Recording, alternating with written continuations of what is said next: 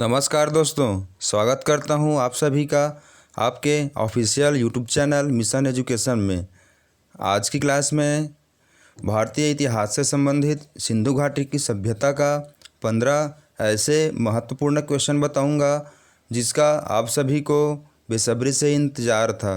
दोस्तों, यदि यह वीडियो आपको अच्छा लगता है तो इस वीडियो को लाइक और शेयर ज़रूर कीजिएगा, और यदि आप हमारे इस चैनल में पहली बार आए हैं तो इस चैनल को सब्सक्राइब ज़रूर कीजिएगा और बेल आइकन को ज़रूर दबाइएगा, जिससे आपको नए वीडियो का नोटिफिकेशन मिलता रहे। तो चलिए इस क्लास को हम शुरू करते हैं।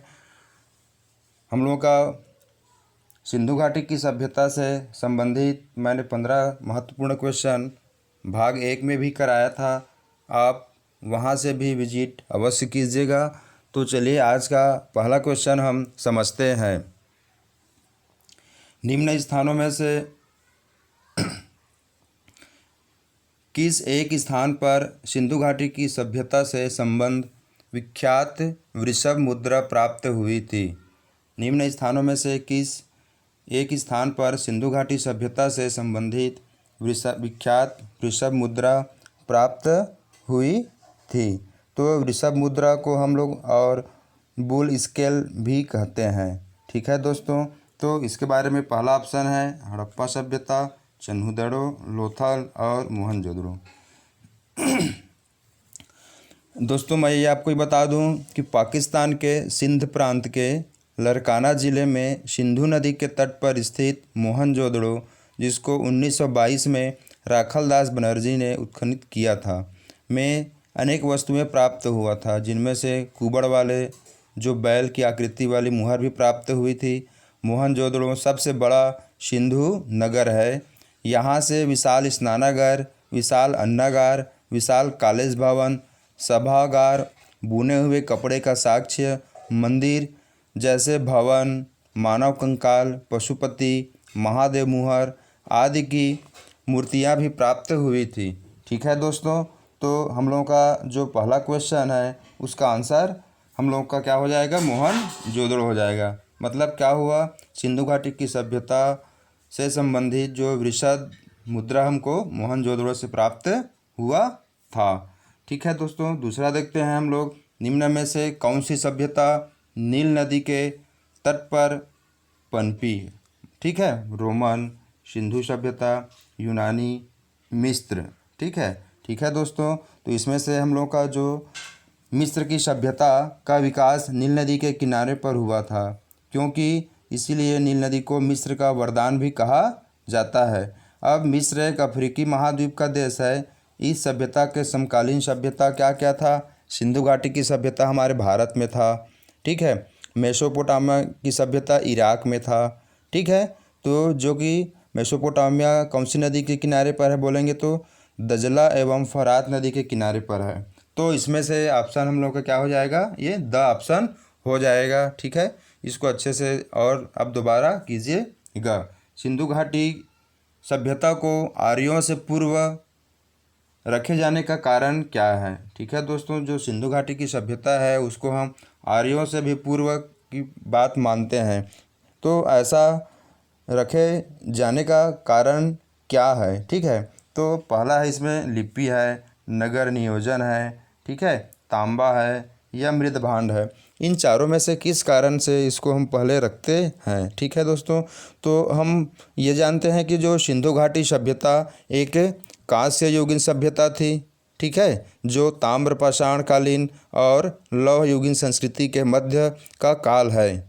अतः इस सभ्यता के अंत के बाद ही आर्यों द्वारा लोहे की खोज कर प्रयोग किया जाने लगा। तो इसका आंसर क्या हो जाएगा दोस्तों? ये तांबे के कारण से है। किस कारण से है?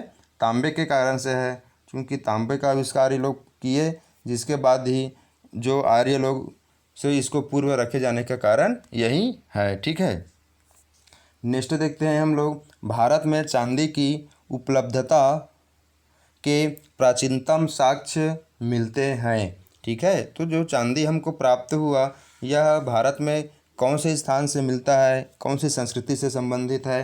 तो हड़प्पा सभ्यता पश्चिमी भारत वैदिक संहिता, चांदी की आहत सिक्कों से। ठीक है दोस्तों, तो मैं आपको ये बता दूं, ये बहुत ही इम्पोर्टेंट क्वेश्चन है। हड़प्पा वासियों को चांदी की जानकारी थी, जिससे ये लोग राजस्थान के जावर माइंस से प्राप्त करते थे।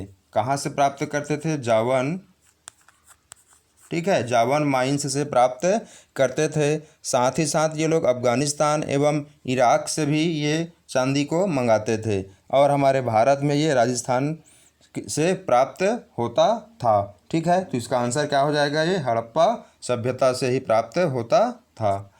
ओके, एक जूते हुए खेत की खोज की गई थी। ठीक है, जो हमको जूते हुए खेत का साक्ष्य प्राप्त हुआ था वह मोहनजोदड़ो, कालीबंगा, हड़प्पा या लोथल। ठीक है, इन चारों ऑप्शनों में से हमको ये कहाँ प्राप्त हुआ था? तो दोस्तों मैं ये आपको बता दूं कि यह हमें कालीबंगा से प्राप्त हुआ था। कहाँ से प्राप्त हुआ था? कालीबंगा से। ठीक है, मोहनजोदड़ो से हमको क्या क्या प्राप्त हुआ था उसको मैं आपको विस्तार से बता देता हूँ। अन्नागार, नृत्य करती हुई मूर्ति, कुबड़ वाला सान, सूती वस्त्र, गेहूँ और जौ के तो प्रमाण मिलते हैं, लेकिन हड़प्पा से हमको क्या क्या मिलता है? अन्नागार, कब्र, और जो कि RH एवं 37 है। ठीक है, क्या है? RH एंड 37 जो कब्र का क्या है? नंबर है, ये भी प्राप्त होता है। मातृदेवी की मूर्ति भी हमको यहाँ से प्राप्त हुआ है। ठीक है, और हम जो लोथल से हमको क्या क्या प्राप्त हुआ था? धान की भूसी मिला था, हाथी के दांत के पैमाने प्राप्त हुआ था। ठीक है, और कालीबंगन से हमको क्या मिला था? जूते हुए खेत, अग्निकुंड, पशु बलि के प्रमाण आदि हमको प्राप्त हुआ था। तो इसका आंसर क्या है दोस्तों? कालीबंगा से ही हमको ये प्राप्त हुआ था। तो कालीबंगा से हमको जूते हुए खेत के साक्ष्य, अग्निकुंड प्राप्त हुआ था। नेक्स्ट क्वेश्चन है दोस्तों आपके लिए, सिंधु सभ्यता का महान स्नानागार कहाँ मिला था? ठीक है, तो इसको हमने अभी जस्ट किया कि जो सिंधु सभ्यता का जो महान स्नानागार है वो हमको कहाँ से मिला? तो ये मोहनजोदड़ो से प्राप्त हुआ था। ठीक है दोस्तों, इसको अच्छे से ध्यान समझिएगा कि महान स्नानागार हमको कहाँ से मिला था? तो मोहनजोदड़ो से प्राप्त हुआ था। सिंधु घाटी की सभ्यता गैर आर्य थी। ठीक है, क्योंकि मतलब सिंधु घाटी की सभ्यता गैर आर्य थी क्योंकि पहला देखते हैं वह नगरीय सभ्यता थी, उसकी चित्रात्मक लिपि थी, उसकी खेतीहर अर्थव्यवस्था थी, उसका विस्तार नर्मदा घाटी तक था। तो दोस्तों इनमें से कौन सी कारण है कि हम ये जानते हैं कि जो आर्यकालीन सभ्यता ग्रामीण एवं कृषि प्रधान थी। ठीक है, क्या क्या करते थे वो लोग? ग्रामीण थे और कृषि प्रधान थे, कृषि भी करते थे वो लोग। जबकि सिंधु घाटी सभ्यता क्या था? नगरीय था। क्या था? नगरीय था, और ये लोग व्यापार भी करते थे और ये लोग सभ्य भी थे। ठीक है, हम लोगों का क्वेश्चन क्या है? सिंधु घाटी सभ्यता गैर आर्य थी क्योंकि वह नगरीय सभ्यता से संबंधित था। ठीक है दोस्तों, तो इसका आंसर है ए। ठीक, ओके।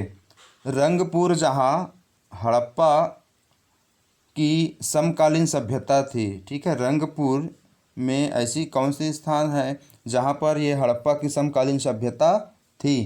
तो हम ये जानते हैं कि पहला ऑप्शन है पंजाब, पूर्वी उत्तर प्रदेश, सौराष्ट्र और राजस्थान। ठीक है, तो इसका आंसर हो जाएगा दोस्तों, सा हो जाएगा सौराष्ट्र, और यह जो है गुजरात में स्थित है। ठीक है, कहाँ है? गुजरात में। तो जो रंगपुर, ठीक है, रंगपुर गुजरात के सौराष्ट्र प्रांत में स्थित है। यह भी बहुत इंपॉर्टेंट है, कई बार इसको पूछा गया है, इसको ध्यान आप रखिएगा।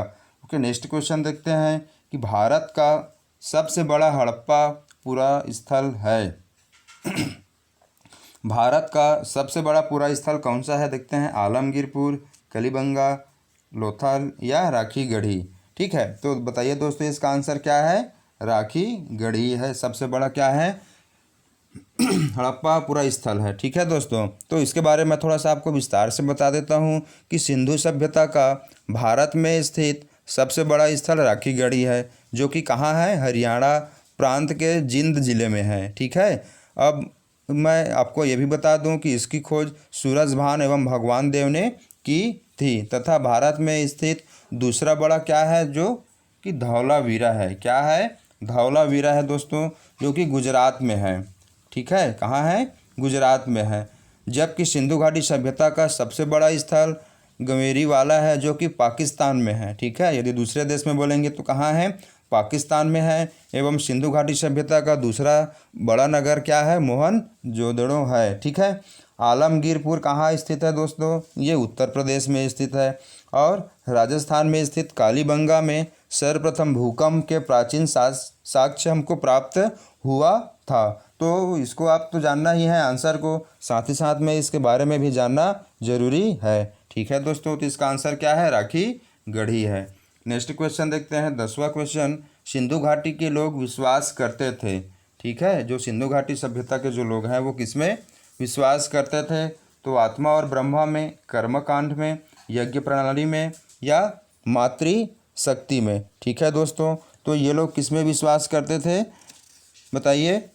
ये लोग मातृशक्ति में ही विश्वास करते थे, क्योंकि इसकी मातृदेवी भी यही है। ठीक है, तो क्या होता है कि सिंधु घाटी सभ्यता में प्राप्त टेराकोटा, फेब्रिन एवं मोहरों में सर्वाधिक अंकन किसका होता था? मातृदेवी का ही होता था। जो हमको अलग अलग मोहर प्राप्त हुए हैं, जो भी प्राप्त हुआ है, मोहर मिला है, टेराकोटा मिला है ना, उसमें यही प्राप्त होता था, जिससे यही प्रमाणित होता था कि मातृदेवी ही सर्वाधिक शक्तिशाली है। तो आगे देखते हैं कि निम्नलिखित में से किस पशु का अंकन हड़प्पा संस्कृति में नहीं मिलता है? ठीक है दोस्तों, क्वेश्चन है नहीं मिलता है। ठीक है, मिलता है और नहीं मिलता है, हमको ध्यान ये रखना है। पहला क्या है इसमें? बैल। ठीक है, क्या है? बैल, हाथी, घोड़ा और ये भेड़। ठीक है दोस्तों, तो हमको ये सिंधु घाटी की सभ्यता से किसका साक्ष्य, कौन से पशु का साक्ष्य नहीं मिलता है? तो इसका आंसर हो जाएगा घोड़ा। ठीक है, सिंधु घाटी सभ्यता से प्राप्त मुहरों में, ठीक है, हाथी, चीता, बाघ, बैल, भैंसा, हिरण आदि का चित्रण प्राप्त है। ठीक है, जिसमें एक श्रृंगी बैल सर्वाधिक महत्वपूर्ण था और उसके बाद कुबड़ वाला नदी बैल, किंतु किसी भी मुहर में घोड़ा एवं गाय का चित्र अंकन नहीं है। ठीक है, ओके, तो इसको आप ध्यान रखेंगे दोस्तों, तो इसका आंसर क्या हो जाएगा? घोड़ा हो जाएगा। ओके, सिंधु घाटी सभ्यता के लोग पूजा करते थे। ठीक है, सिंधु घाटी की सभ्यता के लोग किसकी पूजा करते थे? पशुपति की पूजा करते थे। ठीक है, इंद्र और वरुण की पूजा करते थे, या ब्रह्मा की पूजा करते थे, या विष्णु की पूजा करते थे। ठीक है, तो इसका आंसर हो जाएगा दोस्तों पशुपतिनाथ की ही ये लोग पूजा करते थे। तो क्या होता है एक्चुअल में, इसमें और थोड़ा विस्तार से समझते हैं। सिंधु घाटी सभ्यता के मोहनजोदड़ो में एक मोहर प्राप्त हुआ था, जिसमें एक योगी आकृति बना हुआ था, जिसके दाएं ओर चीता और हाथी तथा बाईं ओर गैंडा तथा भैंसा चित्रित किया गया था। ठीक है, जिसकी खोज मार्शल महोदय ने किया था, जिसको हम रुद्रदेव भगवान शिव का भी रूप मानते हैं। तो इसमें पशुपतिनाथ का ही, जिसको भगवान शिव के मूर्ति माना जाता है।